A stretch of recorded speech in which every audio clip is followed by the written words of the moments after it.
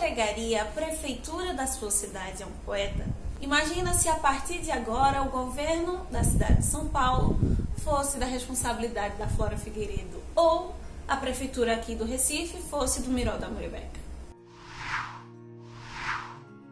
O que temos para hoje, Sanches e Dulcineias? Eu sou a Larissa Bertolino e você está no Uma Garota Quixotesca, esse canal onde nós falamos sobre literatura e tentamos sair um pouquinho da perspectiva literária e olhar um pouco além. Por isso que talvez neste ano nós falaremos tanto de filosofia, essa relação híbrida interessante entre filosofia e literatura. As próximas 3 resenhas, por exemplo, todas têm uma perspectiva filosófica, ainda que muito literária também no meio. E todos eles foram escolhidos tanto por serem livros fundamentais da filosofia, mas também para a literatura. E isso não é diferente com a República de Platão. Por mais que ele tenha uma perspectiva política e social muito forte, como tudo que abrange a filosofia acaba tocando a outras áreas do conhecimento, da construção humana. E talvez não apenas a literatura, mas a função prática da literatura seja algo bastante explorado nessa obra. Não só por ele, mas talvez a tríplice de pensadores mais importantes da Grécia e, consecutivamente, do pensamento ocidental, que são o Sócrates, o Platão e, posteriormente, o Aristóteles. O Platão ainda mais porque tudo que nós temos do Sócrates veio por via de Platão. Ele que acabou fundando a Academia de Atenas tem essa importância exatamente por estar na base do nosso conhecimento aqui ocidental. Ele escreve sobre literatura, filosofia, política, e ele influencia nessas áreas não apenas na base, mas suas reinterpretações, suas influências até hoje acabam nos auxiliando a mudar, e talvez essa seja uma das palavras mais importantes no que se trata de a República. São propostas para se questionar e provocar mudanças prováveis e possíveis na sociedade.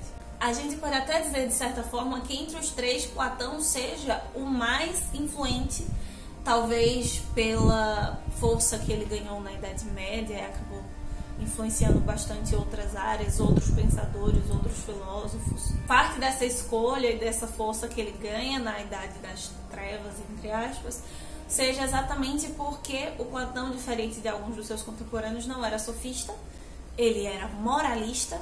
A partir daí tem uma ideia de projeto de idealização da cidade ideal, do humano ideal, da sociedade ideal. Não à toa, Platão é quem cria o mundo das ideias.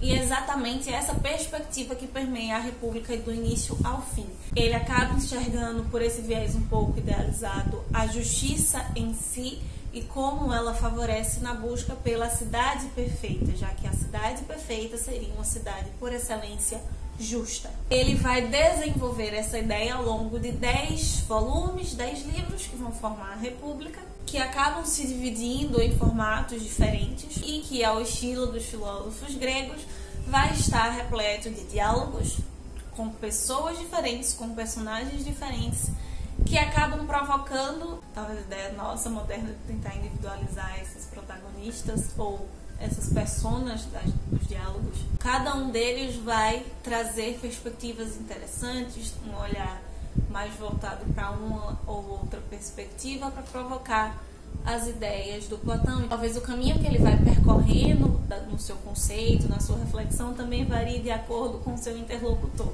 Talvez a ideia principal e mais clara que tenha na República, e aí fique a ideia, mas o que é que isso tem a ver com literatura, são as definições dos conceitos que o Platão vai colocar entre república e democracia.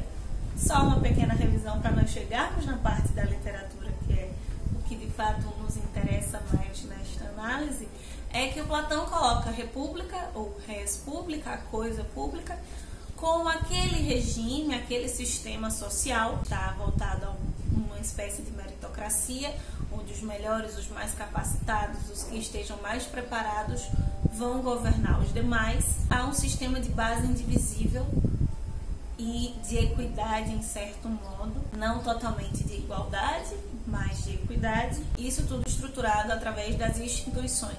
De certo modo, como ele vai desenvolver as ideias, são projetos ou estratégias para que essas instituições não entrem em crise. formas de preservar essas instituições para que elas mantenham o bom funcionamento da República.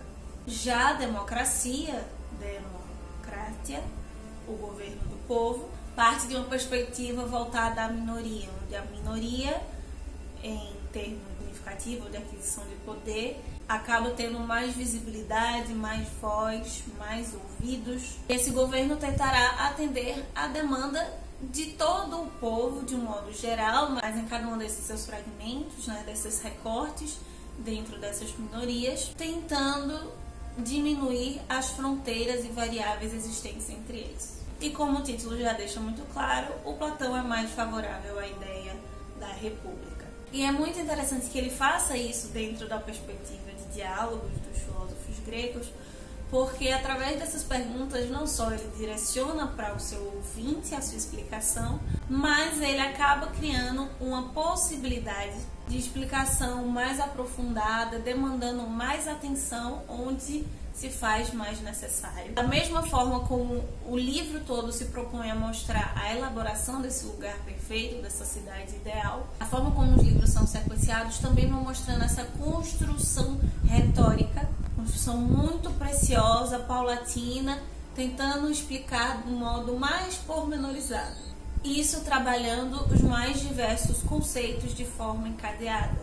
Platão vai falar sobre justiça, sobre liberdade, sobre educação e todos esses pontos que juntos, se elaborados da forma como ele vai defender, criariam a República, a cidade perfeita.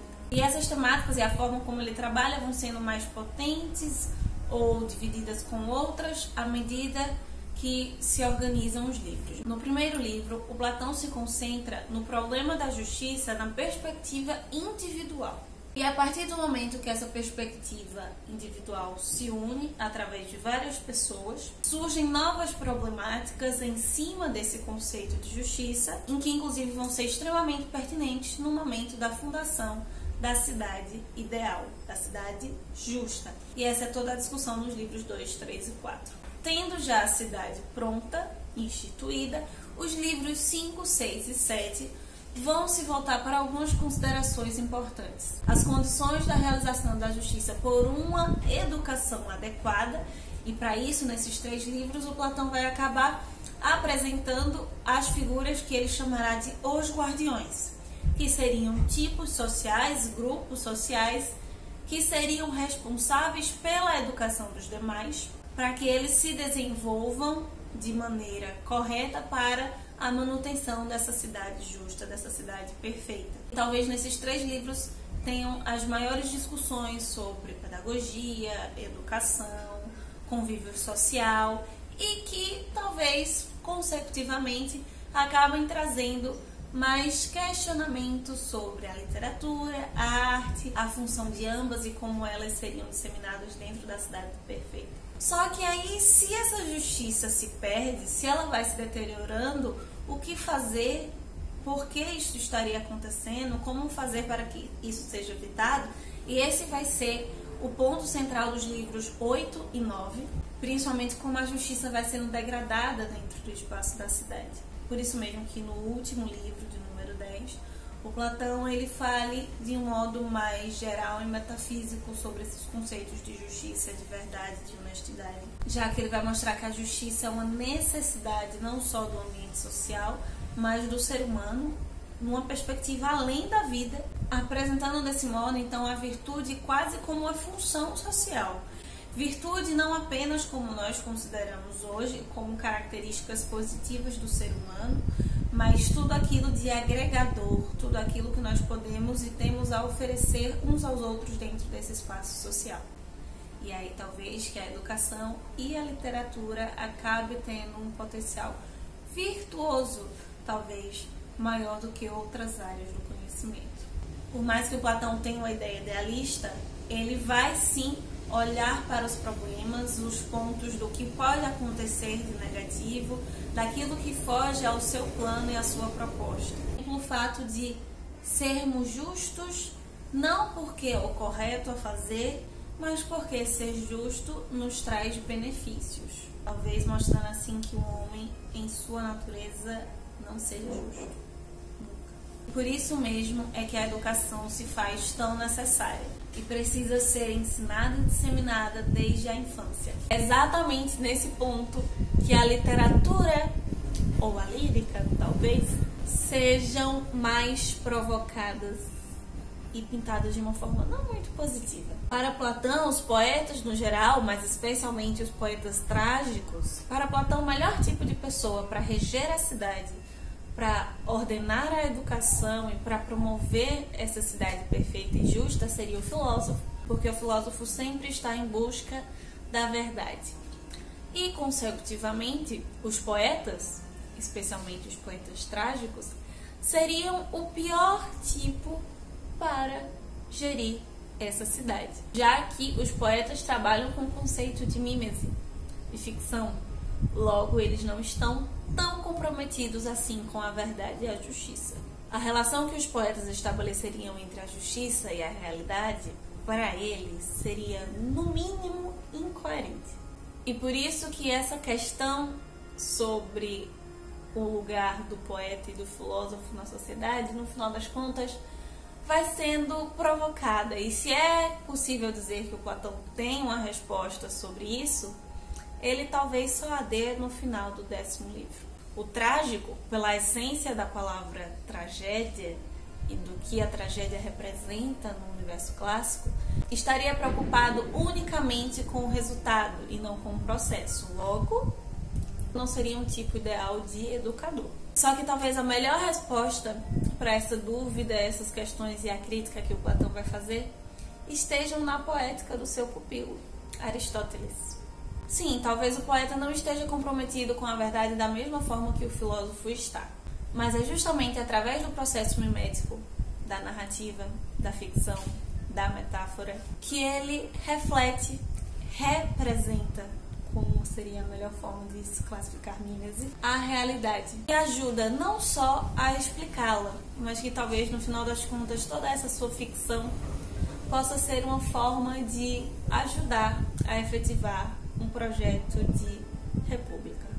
Então é isso, meus queridos cavaleiros andantes. De certa forma, essa resenha ainda é um pouco limitada para tudo que representa essa obra, um recorte, uma análise desse momento, da minha leitura neste momento. Se você já leu, com certeza você tem outras N interpretações e argumentos e ideias provenientes dessa obra. Então fique à vontade e compartilhe aqui embaixo. Vamos continuar esse diálogo através dos comentários. Se você ainda não leu, é uma obra indicada a todas as áreas, mas especialmente se você é da área de humanas. Leia para ontem, mas com calma, refletindo, pensando em cada situação, em cada texto. Continuamos nos vendo esta semana lá no Instagram. E na semana que vem nos encontramos aqui mais uma vez para continuar falando de boas leituras. E enquanto isso, nós saímos da biblioteca para continuar vendo muito além dos Manhãs de Vento. Valeu!